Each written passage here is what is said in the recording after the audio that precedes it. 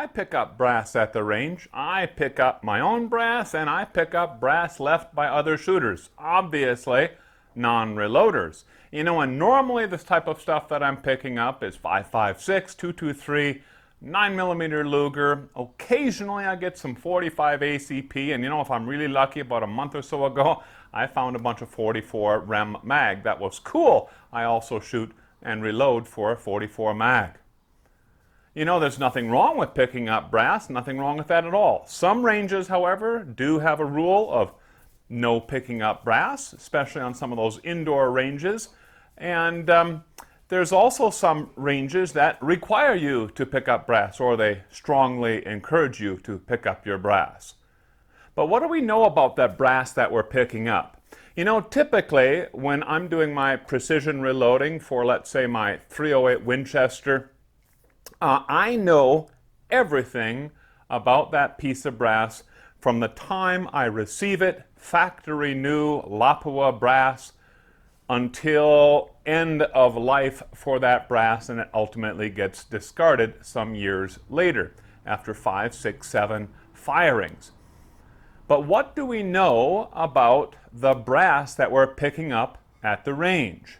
Obviously far less than we know with our own brass that we carefully, or at least I, and I suspect a lot of you do the same thing, carefully catalog exactly what's happening to that piece of brass. And in fact, I can go back into my records and I can tell you that this particular piece of Lapua brass, .308 Winchester, 243, 220 Swift, whatever it happens to be, I can tell you how many times that thing has been reloaded.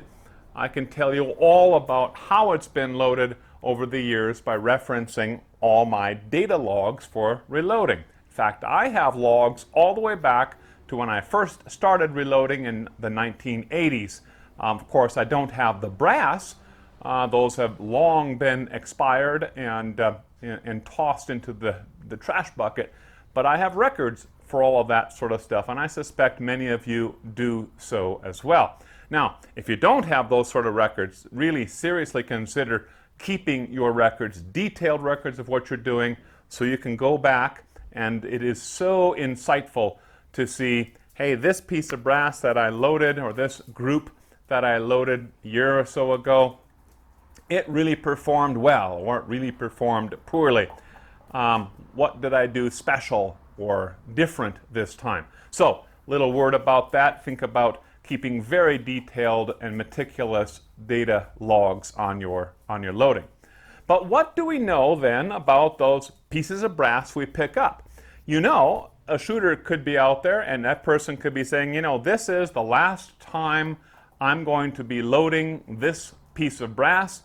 It has come to its end of life. I know that based on how things are going. I'll probably get, or should get, one more loading out of it. Then that's it. I'm going to toss them all. And the person might have done a very, very good job of picking up all that brass out at the range, but they might have missed some of that brass, one or two pieces, and then you come along, you pick up that piece of brass. Great, I'm going to load this thing. Well, is it safe to do so? Maybe, or maybe not. Let me share with you some tips on identifying safe brass that you might be picking up at the shooting range. You know, normally I'll take a piece of brass and I start with my wipe down. I usually like to use a fairly thin, and I've been using this one for a while, thin towel to wipe this down. And I don't necessarily have to stare at it at first. I'm feeling this thing, and I'll particularly feel the neck and shoulders for any dimpling, gouges, dents, those sort of things. And I'll also, of course, wipe down the main body and take a visual inspection of it. You know, this piece of brass looks pretty darn good. Then I'll flip it over, and I'm going to take a look at that primer. A couple things I'm looking for here. I'm looking for cratering on the primer where that firing pin struck the primer.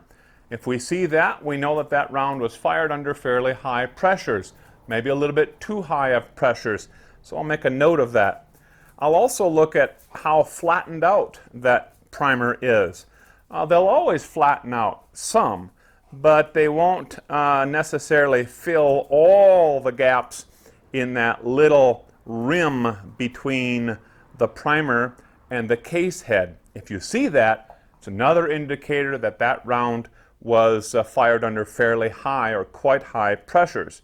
The last thing that you might see, and I hope you don't see, but take note if you do, is you might see a little bit of powder residue that has leaked out between the primer and the case head. If you see that, that's a very good indicator of extremely high pressures. The gases, of course, are supposed to all go this way, down the bore. Obviously, some of it's coming back on direct impingement type of semi-autos. But if you see it also coming out by the primer, that's a bad sign. Now, normally, if I'm seeing those sorts of things, I'm going to discard that brass. It was fired under very high pressure conditions and may not be safe to fire it again. I'm looking for perfect brass that I pick up.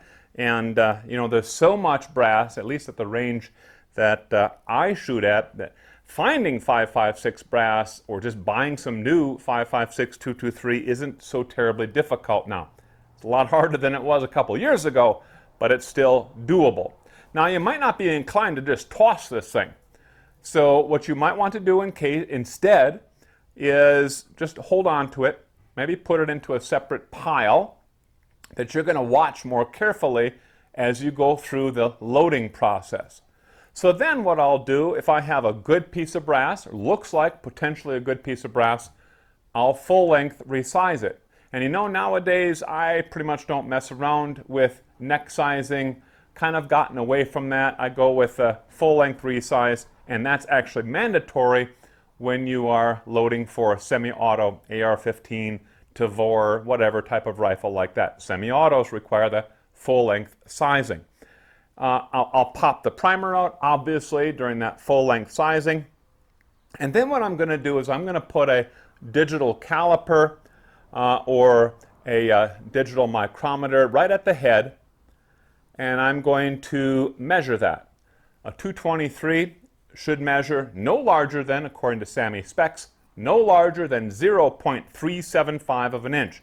Kind of remember that because I do a lot of reloading for 5.56, plus it always sticks in my mind with the 375 H&H mag. So there you go. Look for that number. I'm a little bit particular about this stuff, so even if I start seeing excess case head expansion CHE measurements above 0.374, I'm probably going to toss that piece of brass. The other thing I'm going to do is I'm going to take a transistor rod, some sort of wire, and I'm going to insert it into the mouth here. In fact, I normally do that before I even resize, and I'll feel for anything down here on the inside though. This is called an incipient case head fracture or incipient case head separation. That's a very bad situation. In fact, we have a full video that describes and shows how you can detect this stuff. Pretty important to do that. I'll make sure to put a link in the description below and you can watch that full video just about that. But we're feeling for, it feels like a little nick, a little cut, a little crack on the inside of the case. And it normally happens right about here, just above the web of that case head itself. Now, if we catch that, that is not a candidate for one more loading. That's got to go. That's got to go.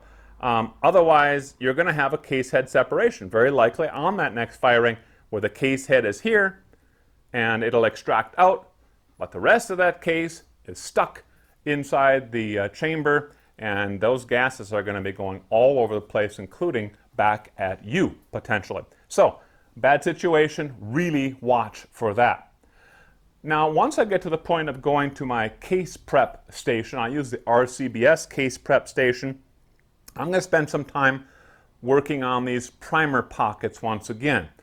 And this kind of brass, when I put it on the primer crimp removal tool, that's my stage 2 on that prep tool, if I see that there's a crimp that's being removed by that tool, you can tell that normally by feel. You can sometimes see it, but you won't always see it. Norma brass, very obvious.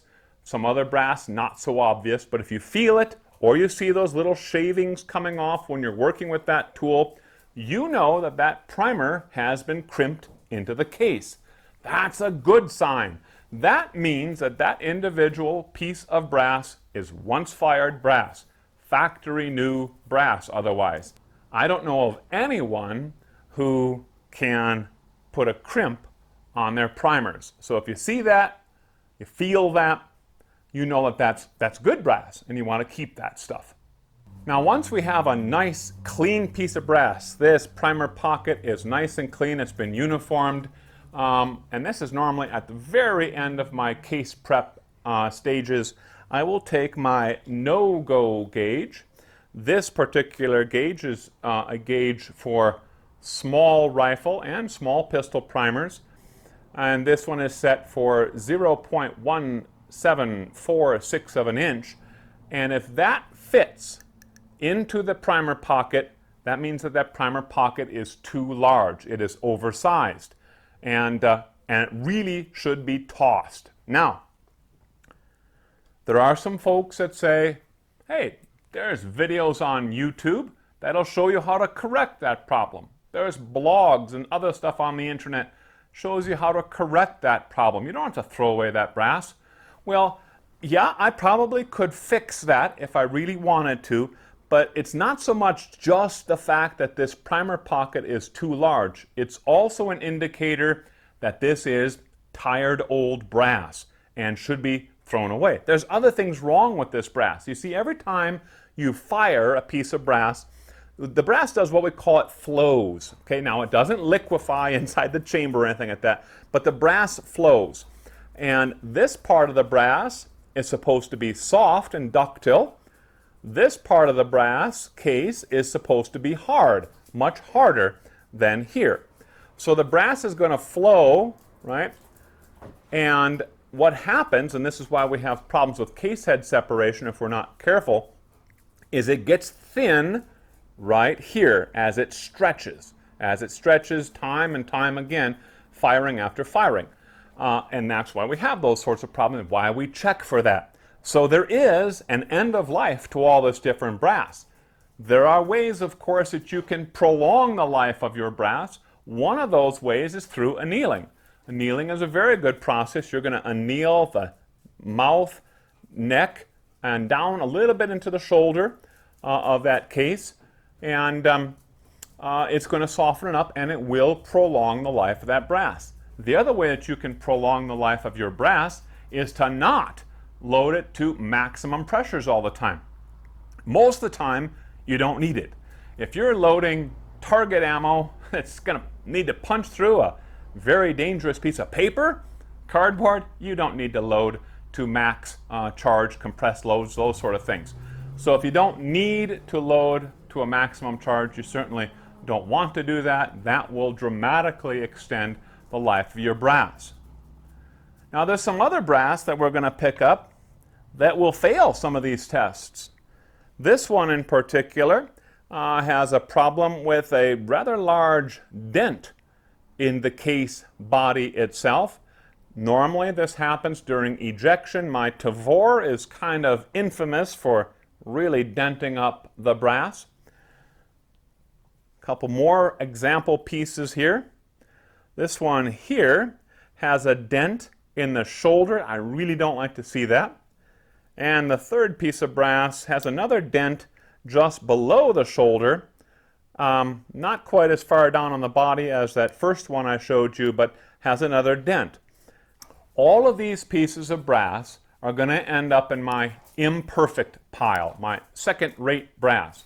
I no longer throw those things away like I used to, but I don't load those immediately either. I keep them in my second-rate imperfect pile of brass, and they may be necessary or needed later on. We'll see how that all goes. So now I've got some more or less perfect brass here, some imperfect brass right there. And this stuff here, this perfect brass under my review, is probably safe to load it one more time. I'll say probably safe because, you know, we always take, I guess, that risk when we are reloading that the brass is safe to load. And if we go through our checklist and everything checks out just fine, it will be just fine to load almost certainly. But let me go back now and talk about this imperfect brass. One of the reasons why I don't like to load this stuff is because if we compare case capacity on a piece of what I'll call perfect brass versus a piece of imperfect second-rate brass, with all other things being equal and the same, this one will have a slightly larger case capacity compared to this one because of that dent. And sometimes the dent is far more prominent than the one we're looking at right here. And what does that mean? Well, in theory, by reducing the case capacity and using the same powder charge in both of these cases, the perfect piece of brass will have a lower pressure than the imperfect piece of brass that has the smaller case capacity. If you're firing these in a mixture of nice perfect brass and some of this type of stuff, you're going to have some greater inconsistencies in your muzzle velocities, and those normally, especially at long range, will start deviating from your point of aim. Your point of impact will start moving more than they will with kind of the nice perfect brass or as consistent brass as possible. Remember, consistency equals accuracy, and that's a mantra we've been talking about on extreme reloading for years. But you know, I said that that's the theory, that dented brass will not perform as well. And so that might be true, that might be absolutely true. It might also be fiction. Maybe some of that reloader's voodoo I talked about previously.